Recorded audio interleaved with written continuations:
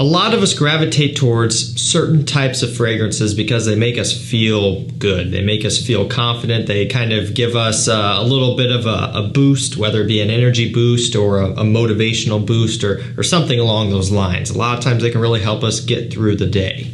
And so if you're going to some sort of event where you have to dress up, it's a formal event or something like that, and you really want to tie everything together, a fragrance is kind of like the last piece of the puzzle. It's like the sprinkles on top of a sundae, that little finishing touch that, sure, it would still work okay without it, but just selecting that right fragrance takes it to a whole next level. So today we're going to be going over 10 men's fragrances that exude pure class and elegance. Whether it be for a formal situation or just for your everyday wear, if you just want to kind of take your energy to that next level and kind of wear a fragrance that radiates this next level kind of expensive smell, almost a luxurious type of smell, these are going to be for you. We're going to go and kick this one off with the new POLO Deep Blue Parfum. Patchouli, vetiver, orange, olibanum are some of the main notes. I really, really like this one. Now, one of the dangers with POLO Blue Parfum is that, and did I say POLO Deep Blue Parfum in the beginning, or POLO Blue Parfum? I'm talking about the new POLO Blue Parfum, not Deep Blue Parfum. They are different, and I digress. POLO Blue Parfum. The problem with this one could be that if you judge it right off the initial spray and don't give it a chance, you may not really fall in love with it because it does smell similar to POLO Blue when you first spray it on. You would expect it to, of course, because it is a flanker. It's a derivative of that line, but you also don't want it to be exactly the same, and it's not. Once you get into the dry down, more woods start to come through. A little bit of a slight smokiness comes through as well. It really, really transforms into a whole different fragrance, and the dry down is where it's at. It's classy, it's refined, it's high end, and I love this new scent. We're going to go over to another new fragrance up next. Knocking these out. These are ones that you can pick up now, by the way. This one is L'Homme Eau de Parfum by Yves Saint Laurent. So there have been so many L'Homme flankers, and we just now finally got a standalone EDP. So with this new EDP, it still plays off of the original L'Homme, you know, the ginger, kind of apple, woody smell, kind of spicy. It's a very gentleman's classic, something very refined. But what this one does is it adds a little bit of a cognac and a little bit of a booziness. So you've got bitter orange, you've got oak, you've got cognac, some other woods going on in here as well. Kind of gives off this almost spiced rum type of smell, but you still get that ginger, almost apple smell also that is found in the original L'Homme. It's just a different take. The way I look at it is the original L'Homme, the EDT, is great for daytime, work, office, school, whatever, something that's just very pleasant, inoffensive. And then the new Eau de Parfum could be used maybe for an evening. You could layer them together, you can transition over seamlessly, they're not going to clash together, they do work nicely together. And now you've got an evening version of that scent with a little bit of that boozy touch in there. It still has class, it still has elegance and sophistication, and I think it is also a really good new flanker. Up next, we have Narciso Rodriguez Bleu Noir Parfum. Iris, suede, and musk are some of the main notes. So if you guys are familiar with the whole Bleu Noir line, a lot of them are going to be kind of woods and musk focused. This is the first one here that's now introducing iris. It's a little bit dusty, it's a little bit sweet. You're still getting the musk in the woods, so it still does tie back into the Bleu Noir line, but the iris takes it to the next level. It's almost a tiny bit chocolatey. It's a little bit sweet. It has a little bit of a powderiness, kind of like you would expect from an iris fragrance, but what it does is it kind of places it into a similar category of something like Gentleman Eau de Parfum, Valentino Uomo Intense, Dior Homme Intense, that sort of thing. But it is still different. It still brings something different to the party, and that's what I think is really cool about it. I've been hooked on this stuff. I knew I was going to probably like it at the very minimum. I knew I wasn't going to hate it, but I didn't think I was going to love it. I love this stuff. It's very good and easily my favorite in the line. You can get it for about I think $64, $65 for 100 milliliter, even though it's new. I will link it down below. It's the best price you can get it for currently, and it's definitely worth it. We're gonna go over to a cheapie now. This one is Hugo Boss Selection.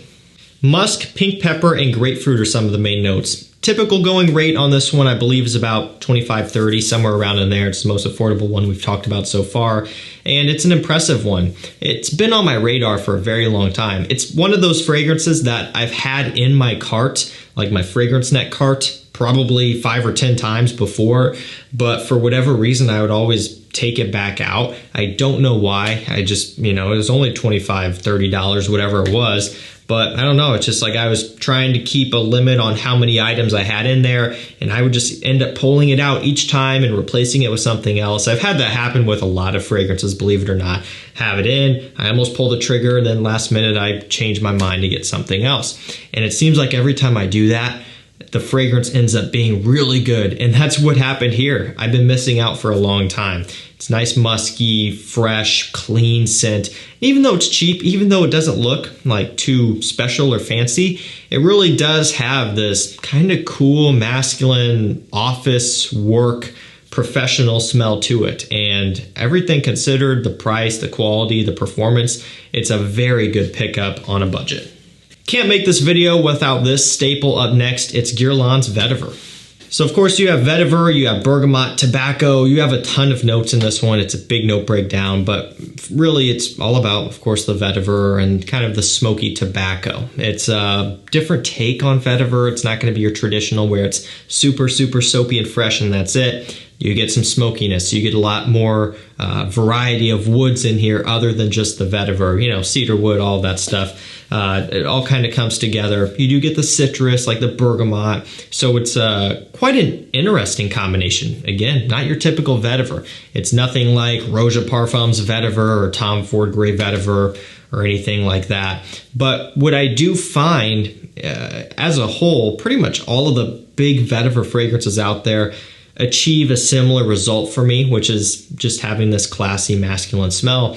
And I figured why not feature this true OG.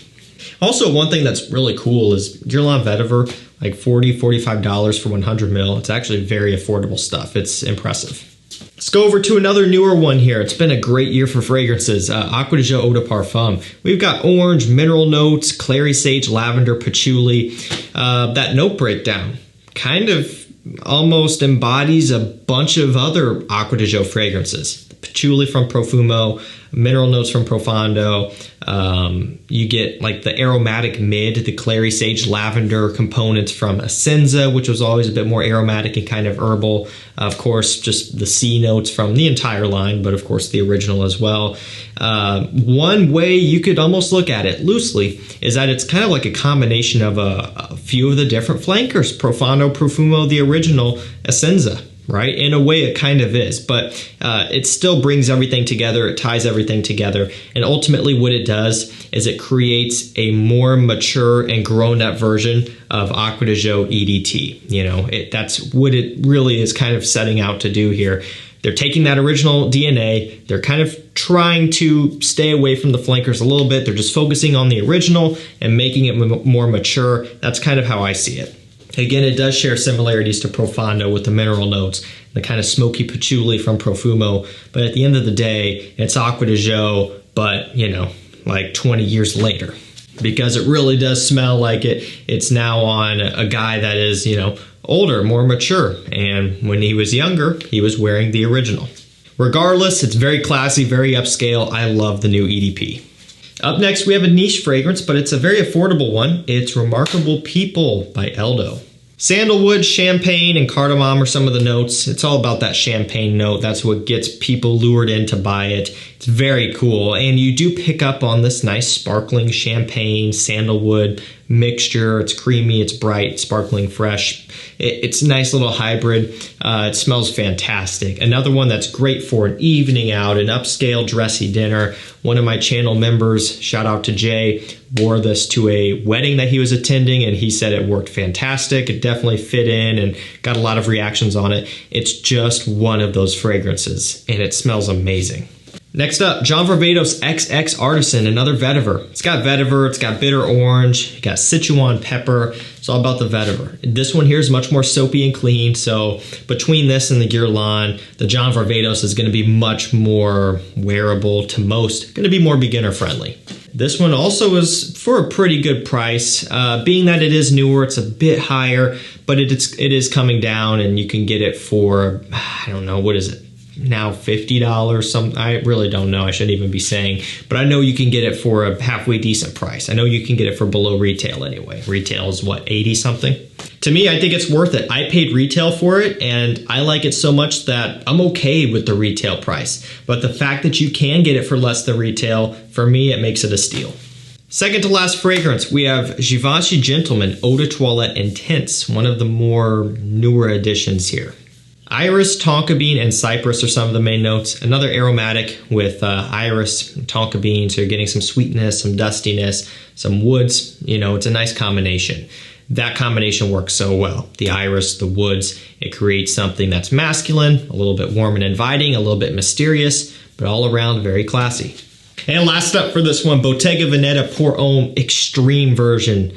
Love this line. I love the original, I love the extreme, I love the Parfum, which is kind of a discontinued fragrance, and I love Essence Aromatique, which is like their summertime version. Fantastic fragrance line.